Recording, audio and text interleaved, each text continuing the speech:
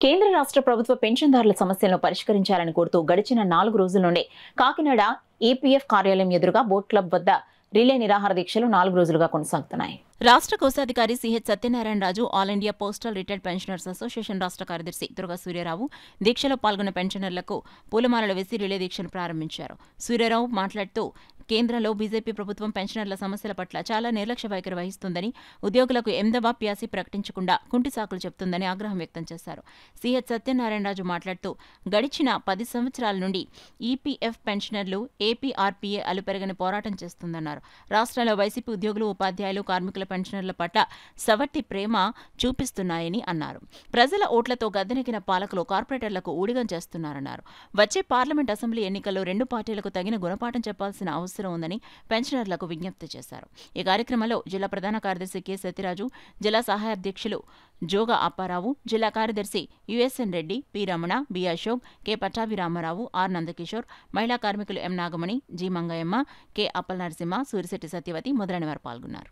ఫ్యాక్టరీల్లోని కంపెనీల్లోని పనిచేసినటువంటి కార్మికులకి కనీసం పెన్షన్గా 9,000 ఇవ్వమని మేము ఆల్ ఇండియా పెన్షనర్స్గా పోరాటం చేస్తున్నాం.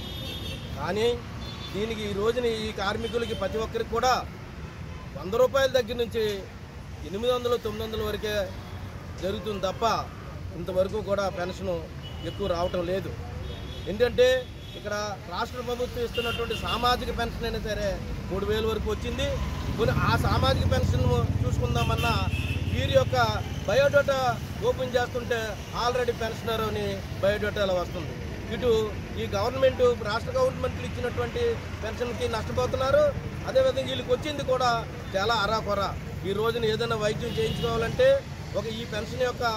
ఈ పెన్షన్ సరిపోద్దా అని మేము ఈ ప్రభుత్వాన్ని నిలదీసి అడుగుతలేదు.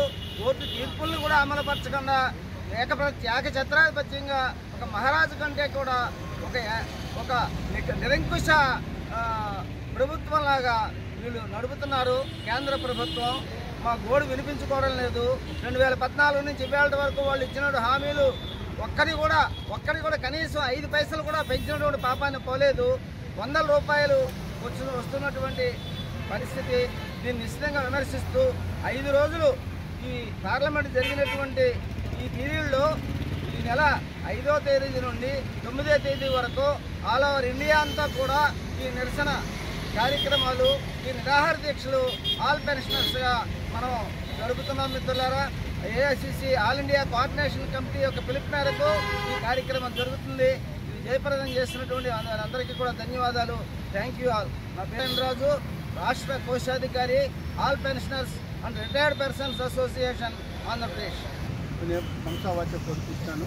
ముఖ్యంగా 9,000 మినిమం పెన్షన్ వేతనం తప్పకుండా ఇవ్వాలి.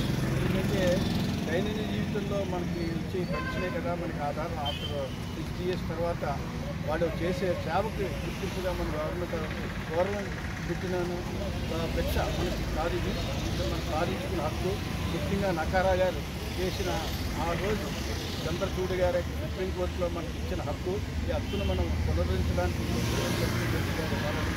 అలాగే రైల్లో రాయితీ ఇవ్వాలని, బాకీ పడిన డిఏ కూడా పడిన డిఏ కూడా 18 నెలలు డిఏ బాకీ పడింది కేంద్ర ప్రభుత్వం, అలాగే రాష్ట్ర ప్రభుత్వాలు కూడా బాకీ పడ్డాయి. ఇవన్నీ కూడా విడుదల చేయాలని, అలాగే 1000 రూపాయలు పెన్షన్ సాధించడం కోసం కూడా ఎంతో కృషి చేసి కింద మీద పడితే ఈ మధ్యకాలంలో 1000 రూపాయలు మధ్య కొంతమందికి వచ్చింది. 2014 నుండి వాళ్ళకి రాలేదు. తర్వాత వాళ్ళకి చదివించారు. కాబట్టి ముఖ్యంగా మేము అందరికీ కూడా 9,000 పెన్షన్ చేశారు.